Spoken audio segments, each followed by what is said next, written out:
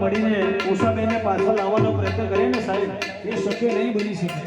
ઉષાબેન હવે આ પરિવારમાંથી વિદાય લઈ લીધી છે અને એ પરમાત્માનું શરણ અને બીજું એમાં કંઈ એમને વધાર મળી ગયો હશે. પણ હવે એમની પ્રતિમા જોઈને બસ ઉષાબેન આપણે બધા યાદ જ કરવાનો હતો. પણ કેવી રીતે યાદ કરવી છે?